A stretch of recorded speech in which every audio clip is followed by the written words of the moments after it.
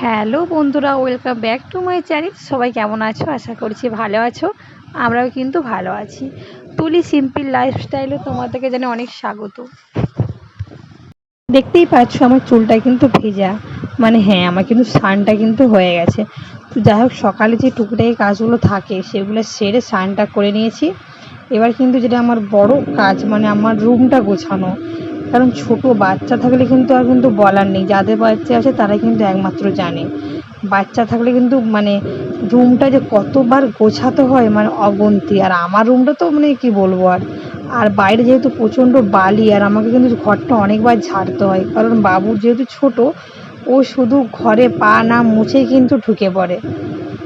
তাই আমাকে কিন্তু বিছানাপত্র কিন্তু অনেকবার করে ঝাড়তে হয়। আর আমি কিন্তু হচ্ছে বিছানায় বালি থাকলে কিন্তু একদমই ঘুমাতে পারি না, আমার প্রচণ্ড বিরক্ত লাগে।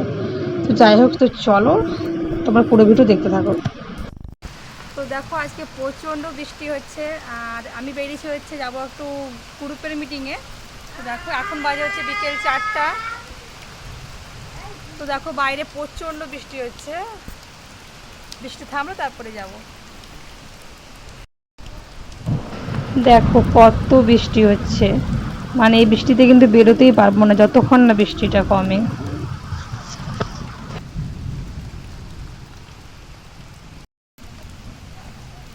তো আমি বেরিয়ে পড়েছি, কিন্তু যে বৃষ্টি হচ্ছে, বৃষ্টি থামলে তারপরে বেরোবো।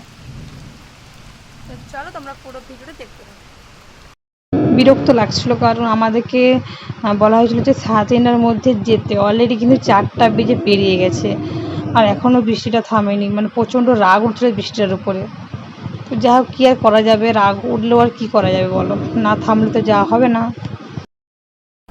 তো দেখো আমরা চলে এসেছি মিটিং থেকে, আর দুটো টিফিন দিয়েছিল, একটা আমার একটা বাবুর। তো দেখো কি কি আছে, ডিম আর হচ্ছে একটা মিষ্টি, একটা কলা ছিল।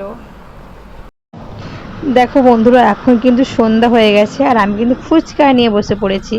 এগুলো কিন্তু আজকের ফুচকা নয়, বা আমি কিন্তু এগুলো বাড়িতেও বানাইনি। এগুলো হচ্ছে বাবা 3-4 দিন আগে এনেছিল, আর আমি এর মধ্যে কিছুটা ফুচকা রেখে দিয়েছিলাম, কারণ বাবা অনেকটা পরিমাণে ফুচকা এনেছিল। তো আমি এগুলো হচ্ছে ডিবার মধ্যে রেখে দিয়েছিলাম। তো ভাবলাম যে আজকে খাওয়া যাক, কিন্তু মশলা তো আমার কিছুই নেই। তাই হচ্ছে ভাতে যে আলু ভাতে দেওয়া ছিল, তো সেগুলো আমি 3-4টা নিয়ে নিয়েছি। তো এবার হচ্ছে একে একে একে আমি নুন দেবো, আর ধনে গুঁড়ো, জিরে গুঁড়ো এগুলো তো বাড়িতেই থাকে, তো সেগুলো আমি দিয়েছি। আর কিন্তু অল্প পরিমাণে একটু মানে পেঁয়াজকে কেটে একটু দিয়ে দিয়েছি। আর হচ্ছে মাকে দোকান থেকে আনতে পাঠিয়েছিলাম হচ্ছে কিন্তু চানাচুর, ঝাল চানাচুর। তো একটু ঝাল চানাচুরটাও দিলাম। দিয়ে এবারে আমি এগুলো সব কিন্তু একে একে মেখে নেব। মেখে নেওয়ার পর হচ্ছে দেবো হচ্ছে একটু সামান্য নুন।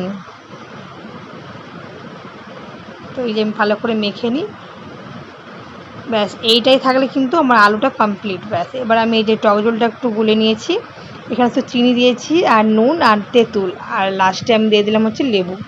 তো এই আমার কিন্তু ফুচকা রেডি। আর আমার কিছু চাই না ফুচকার, এগুলো হলেই কিন্তু আমার হয়ে যায়। আর হচ্ছে কেউ যদি ঝাল খেতে পছন্দ করতো ঝাল, আর আমি যেহেতু ঝালটা একটু কম খাই, তো ওই জন্য আমি কমই একটু ঝাল নিয়েছি। তো চলো তাতে করে ফুচকাটা খেয়ে নিই, কেমন লাগছে বলো, লোভ লাগছে তাই না? তো চলো ফুচকাটা খাওয়া যাক। তো দেখো বন্ধুরা, এবার কিন্তু আমি রান্নাটা চাপিয়ে দিয়েছি। এখানে আছে হচ্ছে পাঁঠা মাংস, আজকে যেহেতু পঞ্চানন পূজা ছিল, তাই হচ্ছে ঠাকুর ফুল দিয়েছে, এটা হচ্ছে পাঁঠা মাংস। তো এটা রান্না হবে, আর হচ্ছে আলু ভাজা। তো বেশি বকবক করবো না, আজকের ভিডিওটা আর বেশি বাড়াবো না।